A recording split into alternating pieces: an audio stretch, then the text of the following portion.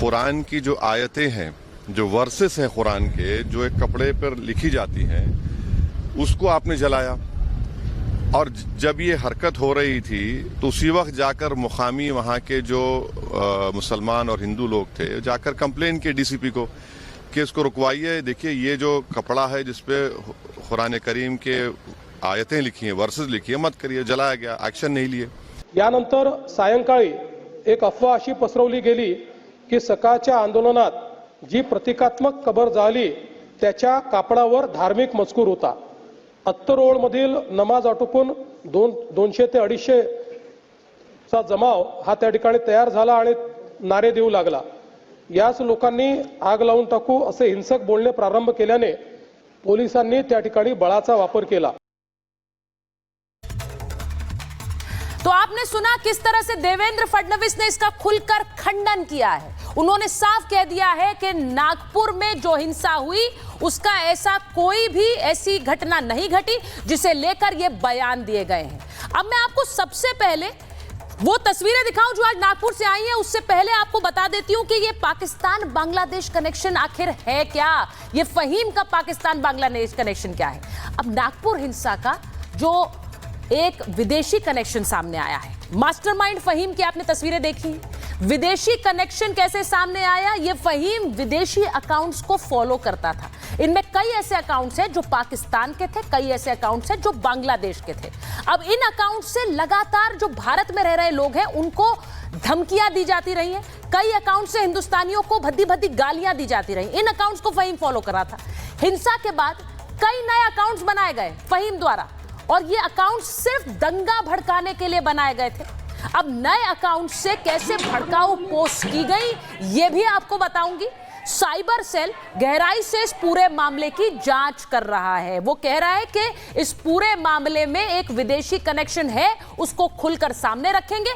आपको एक पोस्ट दिखाती हूं, वो पोस्ट जो कि फहीम के अकाउंट पर सामने आई। ये जो आप देख रहे हैं, नवाज खान पठान नाम का एक यूजर है, और इसने क्या लिखा है अपनी पोस्ट पर जो फहीम के अकाउंट से जुड़ी।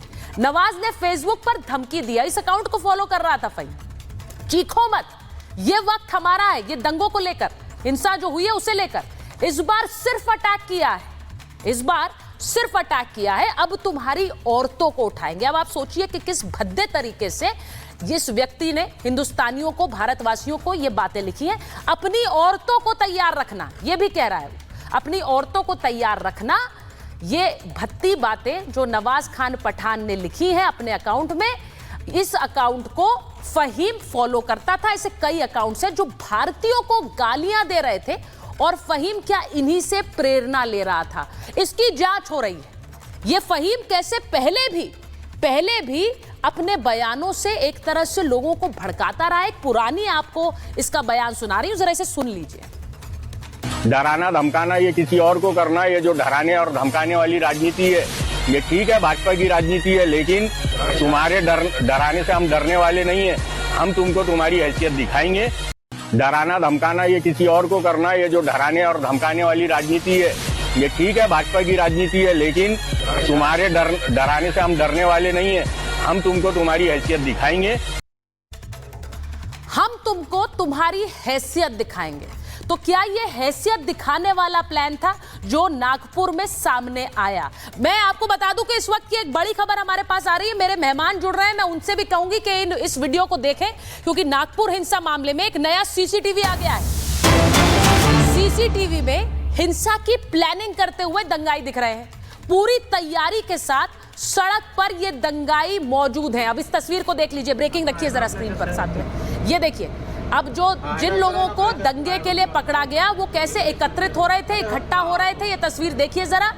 ये अभी जो लेटेस्ट फुटेज सीसीटीवी का सामने आया है उसको आप देख रहे हैं। अब एक एक करके ये भीड़ बढ़ती जाएगी, यानी सबको या तो फोन करके या अफवाह फैलाकर यहाँ बुलाया गया, सब जुटते चले गए, और फिर इन्होंने किस तरह से हिंसा की आग लगा दी नागपुर शहर में। दूसरी तस्वीर में दिखा दीजिए। ऐसे 2-3 वीडियोस आए हैं जिसमें आपको भीड़ इकट्ठा होती नजर आएगी, और यहीं से ये पूरा मॉब आगे चला, और वहां से जतिन अगर जुड़ गए तो बताइएगा।